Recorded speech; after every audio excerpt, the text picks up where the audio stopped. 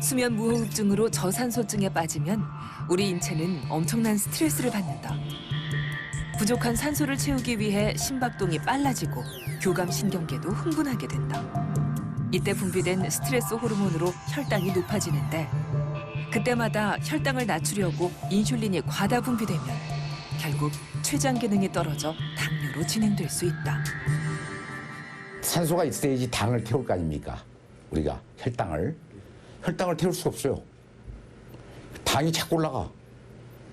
그러니까 당을 낮춰주려고 인슐린이 막 올라가요 또. 그게 하루 이틀이지 5년, 10년 가면은 인슐린을 만드는 세포들이 나 힘들어서 도저히 더 이상 일 못하겠다.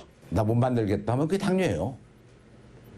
근데 그 당뇨 첫 단계가 인슐린 저항성이라는 말 쓰죠. 코 고시는 분들 보니까 인슐린 저항성이 거의 2배 가까이 높더라는 거죠. 수면 무호흡이 없는 사람에 비해서 있는 사람이 나이를 맞췄을 때 같은 나이 또래에서 4배 정도 높다고 되어 있습니다.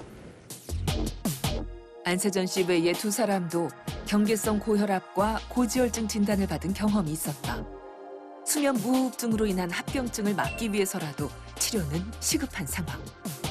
3사람은 의료진의 도움으로 2주간 양압기 치료를 시작해보기로 했다. 무섭네요, 진짜. 이런 기회가 아니었으면은 계속 그냥 코골이를 그냥 하나의 그냥 병이라고만 생각하고 그냥 아무 생각 없이 그냥 살았을 텐데 이게 제 목숨과 직접 관련이 있다는 걸 얘기를 들으니까